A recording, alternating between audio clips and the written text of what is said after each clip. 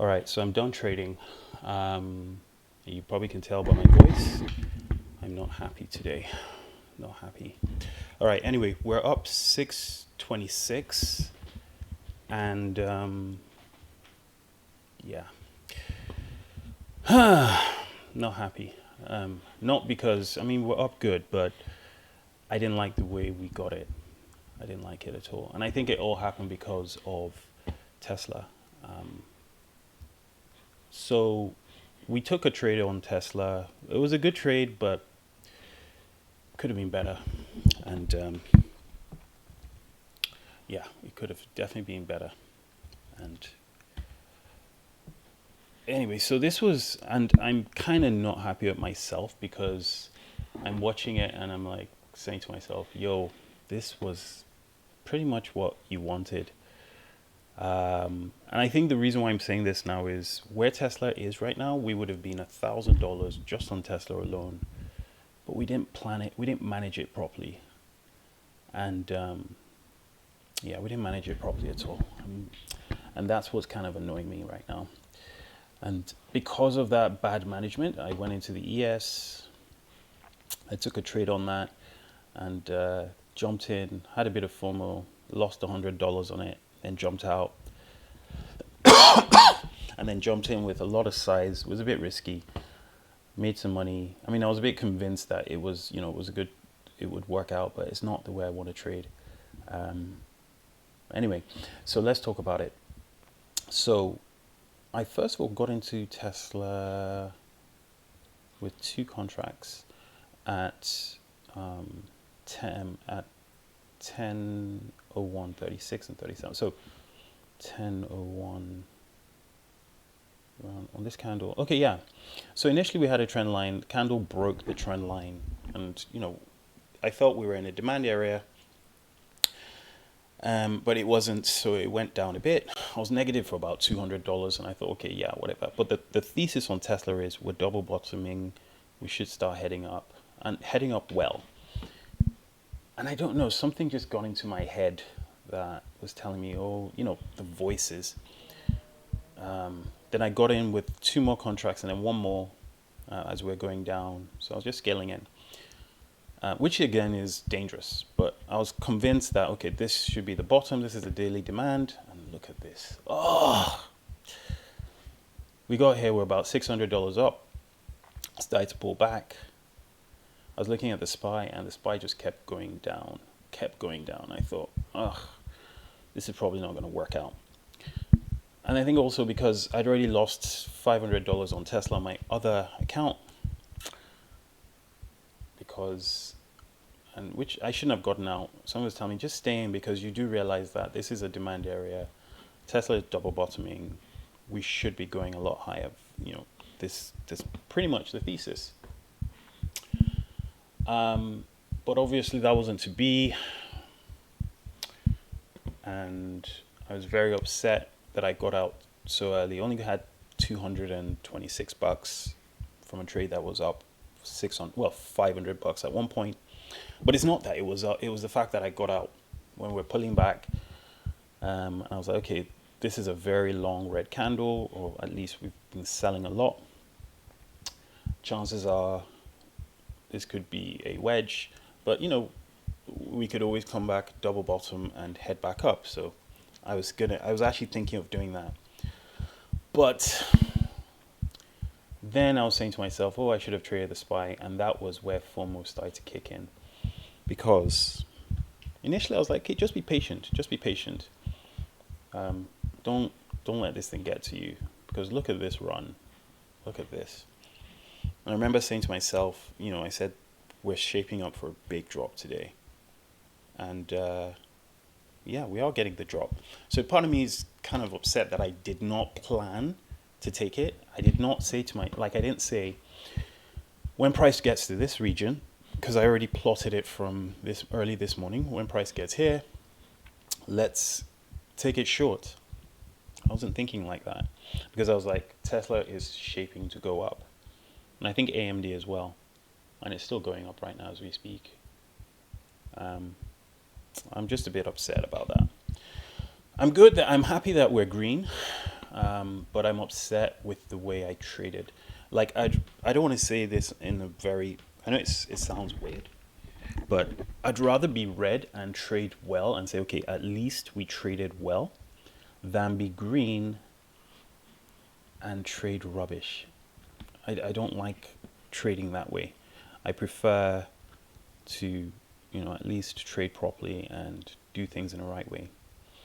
But anyway, at least we did that, and yeah. So Tesla's about to pull back, because when Tesla has these runs, they tend to be. I mean, I'm gonna have a look again. Like, I'm looking at the 1 hour, the 30-minute chart. This is a double bottom from here. So we have a lot, because double bottoms tend to. So if you come down here, you're most likely to head up that way. I want to get in, but I remember I cannot trade like that.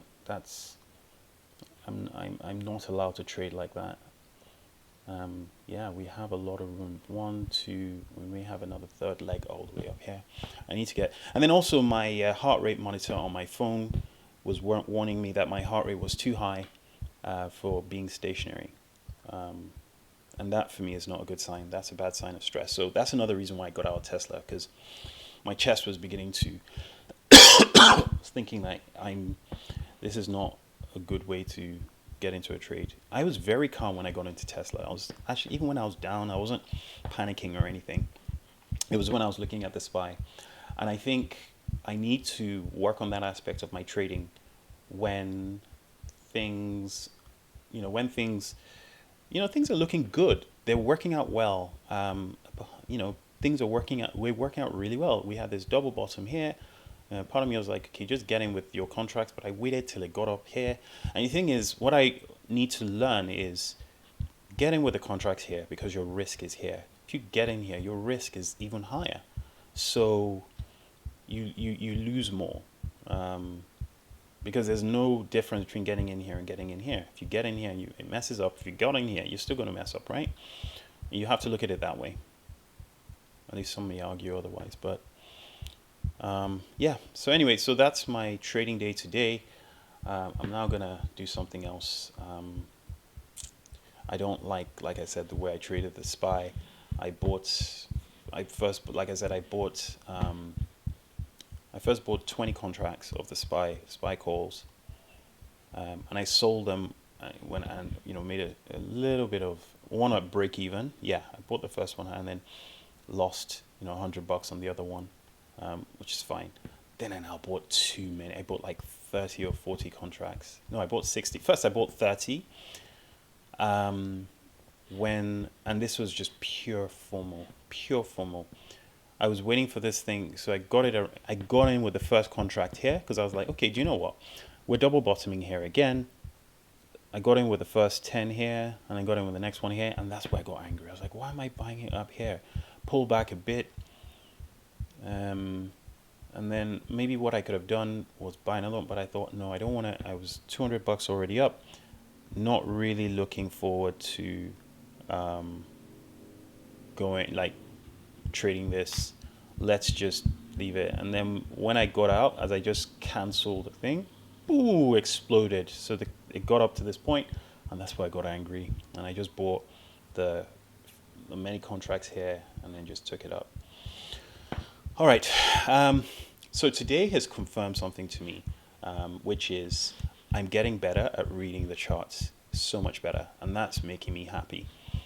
That was the thing that I wanted to make sure I got right. I'm so much better now at understanding these candles and reading them and trading them as they go up.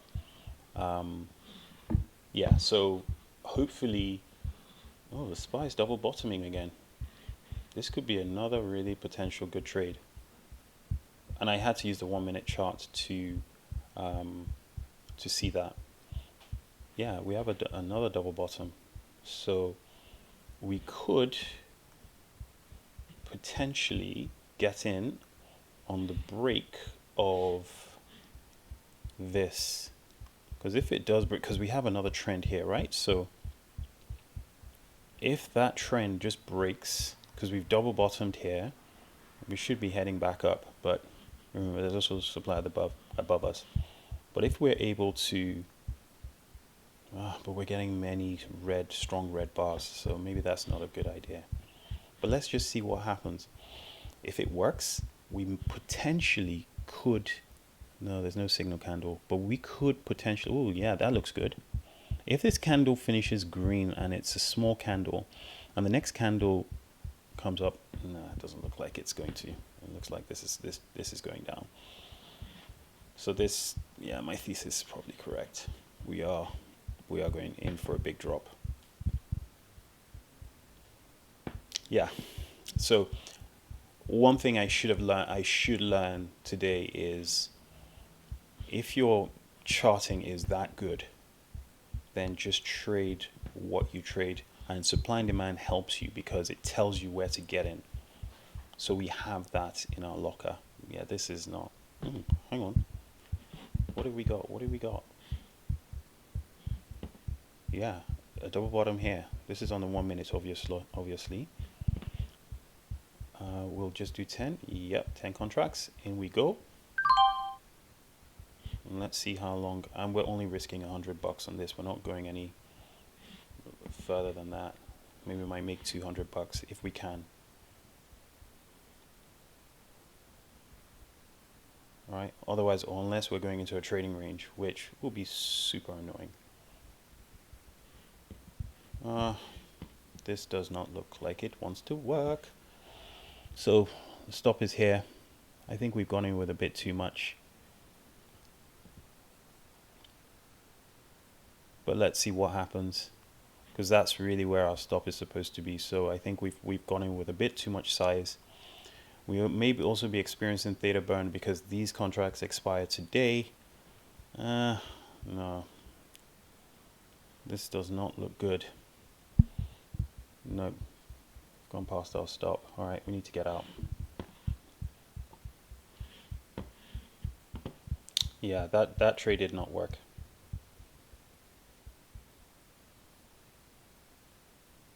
Anywho, at least we know. Actually, no, I'm looking at on another screen. I'm still looking at that 1 minute chart. We have double tops and double bottoms. This, yeah, we're in an annoying trading range. All right, I'm going to reduce the size on this. Yeah, this was a bad idea. That was a really bad idea. Yeah, we're getting out completely. Oh well, so that is taking us down from 6 something to 4 something, I think. Yeah, 466. It's all good. All right. Going to do something else. Peace. Where's the thing? And I bet this is going to reverse now. It's all good. This is the thing. You just don't you shouldn't trade in no man's land. Always get in where there is something to get in for. And that was just FOMO. All right. And that was bad planning on my part.